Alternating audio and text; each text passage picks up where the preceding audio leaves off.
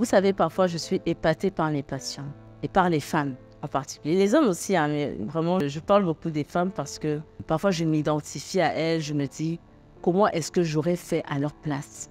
Aujourd'hui, je vais vous parler d'une dame qu'on va appeler Rebecca. Rebecca a mis au monde un garçon, un petit bébé. Et dès le départ, quand on a examiné cet enfant qu'on appellera Daniel, il avait un souffle cardiaque. Autrement dit, le souffle cardiaque, en fait, c'est le signe qui témoigne d'une malformation cardiaque. Bon, déjà, il avait ce souffle cardiaque. Bon, on n'a pas trop fait attention à cela. Quand il avait à peu près 6 mois, Rebecca s'est rendu compte que son bébé ne grandissait pas bien, qu'il était tout maigre et tout, qu'il avait du mal à téter. Et en fait, on s'est rendu compte que c'est parce qu'il a une maladie cardiaque, c'est du fait de cette maladie cardiaque qu'il ne tète pas normalement, voilà, que vraiment téter pour lui c'était un effort et la maladie donc s'exprime lorsqu'il fait des efforts. Donc Rebecca est maman célibataire, donc elle a dû endurer le poids de cette nouvelle-là toute seule, d'autant plus que non seulement Daniel est cardiaque mais en plus il est trisomique. Alors pour ceux qui ne savent pas ce que c'est que la trisomie 21, c'est une maladie génétique. En fait, vous savez que notre ADN est constitué de chromosomes et ces chromosomes sont organisés en paires, donc c'est-à-dire 2 chromosomes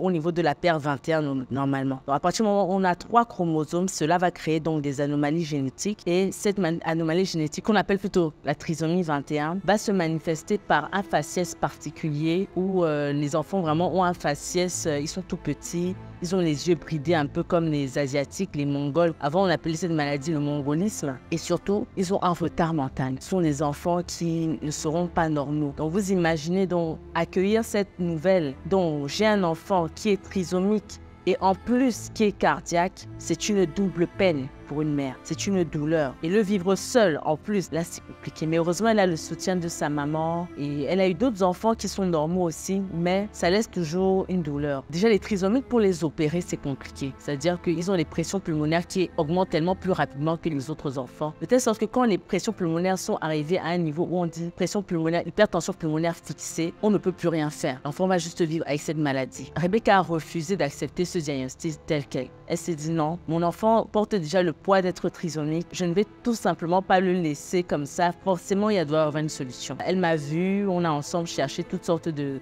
chirurgiens cardiaques ici au Cameroun et même ailleurs pour pouvoir voir dans quelle mesure est-ce que l'opération pouvait avoir lieu. Elle a regardé ici au Cameroun, elle allait en Belgique, elle allait en France. Partout, on lui disait, madame, c'est pas possible, on ne peut pas opérer l'enfant, c'est trop tard, il a déjà dépassé le stade et en plus avec la trisomie, ça va être difficile de récupérer. Nous ne voulons pas prendre le risque. Mais finalement, elle a pu trouver une solution dans un pays que je ne vais pas citer ici et l'enfant a pu être opéré. Et aujourd'hui, Daniel a une meilleure qualité de vie parce que c'est de ça qu'il s'agit. Vous savez, les enfants cardiaques, de quoi est-ce qu'ils souffrent au quotidien? Au quotidien, ils ne peuvent pas courir comme les autres enfants, ils s'essoufflent rapidement. Ils ne peuvent pas manger avec le même engouement, ils se fatiguent rapidement. Ils ont généralement un sommeil perturbé parce qu'ils sont étouffés dans le sommeil. Il faut qu'ils dorment avec 1 ou 2 oreillers pour pouvoir mieux respirer. Donc voilà un peu le drame que vivent les enfants cardiaques. Et s'ils ne sont pas bien traités, le ventre peut gonfler, les pieds vont enfler, il faut prendre toutes sortes de médicaments. Je ne vous dis pas le nombre de tours que Rebecca a dû faire à l'hôpital pour qu'on mette des injections à Daniel, pour qu'on lui mette de l'oxygène parce qu'il ne respirait pas bien, etc. Donc le simple fait qu'il vive mieux sur le plan de sa santé cardiaque, c'est déjà un gros soulagement. Le reste, on pourra le gérer. D'accord. Heureusement, même ici au Cameroun, il y a des écoles spécialisées pour les enfants qui ont des problèmes mentaux, qui ont des difficultés à ce niveau. Voilà. Donc, c'était juste pour vous dire que, quelle que soit votre situation, aujourd'hui, on parle d'un problème cardiaque chez un enfant. Ça peut être un problème de santé, ça peut être un cancer, ça peut être même une situation qui n'a rien à voir avec la santé. Gardez toujours espoir, soyez toujours déterminés. Quand j'ai vu la force, la détermination de cette femme à dire non, non, je suis sûre qu'il y a une solution, je suis sûre qu'il y a des équipes et quel que soit ce que cela va me coûter, je